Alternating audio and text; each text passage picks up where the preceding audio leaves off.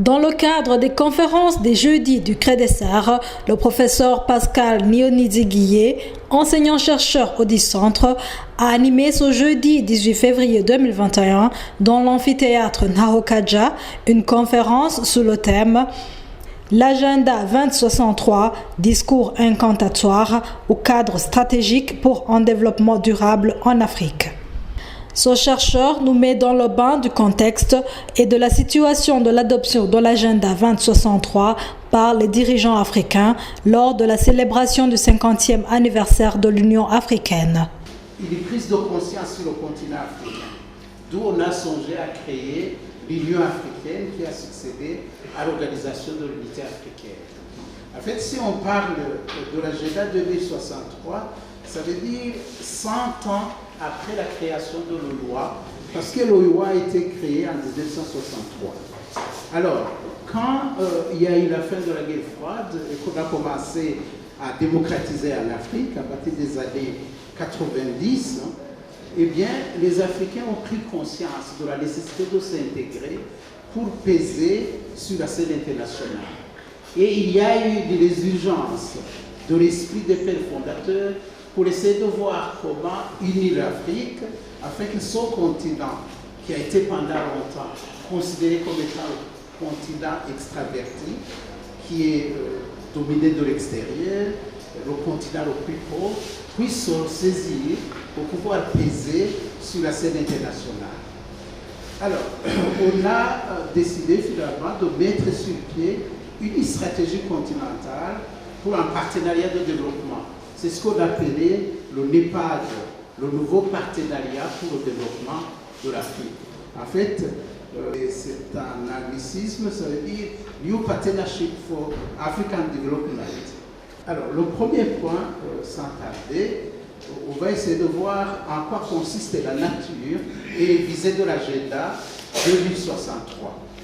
En fait, l'agenda 2063, c'est à la fois une vision et un plan d'action pour justement arriver à unir toute l'Afrique, à créer des liens de communication entre tous les pays africains, à faciliter les mobilités de personnes, des biens, des services sur le continent africain.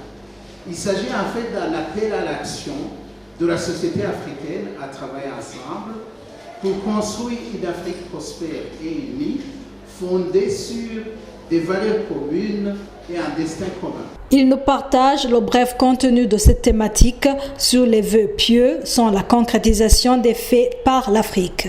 Alors, nous avons l'habitude d'organiser des conférences, des échanges sur des thématiques qui intéressent notre pays, notre sous-région ou le continent.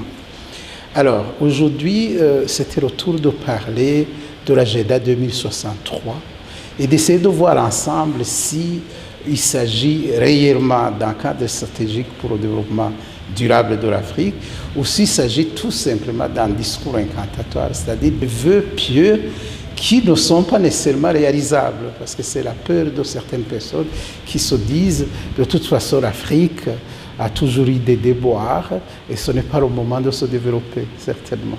L'Afrique détient d'énormes potentialités qui sont émaillées d'indéniables défis qui empêchent l'atteinte de l'image recherchée par les dirigeants africains d'ici 2063. On dit que l'Afrique détient plus de 90% des réserves de ressources naturelles, plus de 60% de terres arables, mais c'est le continent le plus pauvre, qui ne pèse que 3% du commerce mondial. Alors, ceci est d'autant plus étonnant que l'Afrique a une population qui s'élève actuellement à 1,2 milliard d'habitants, dont 60% ont moins de 25 ans. Ça veut dire que ce sont des jeunes qui sont facilement mobilisables, qui constituent une main-d'œuvre importante. Donc nous avons beaucoup d'ingrédients, nous avons des dividendes démographiques, nous avons des ressources naturelles, et il y a des opportunités d'investissement en Afrique parce que le continent africain, il est très vaste, c'est 300 millions de kilomètres carrés, c'est un continent presque vierge où nous avons encore besoin de beaucoup d'infrastructures, de routes, de chemins de fer, de ports, d'aéroports, d'hôpitaux, d'écoles. Et ça ne marche pas. Nous restons dans une situation d'impasse économique, politique, sociale, culturelle. Et c'est pour cela qu'il faut sortir de cette situation.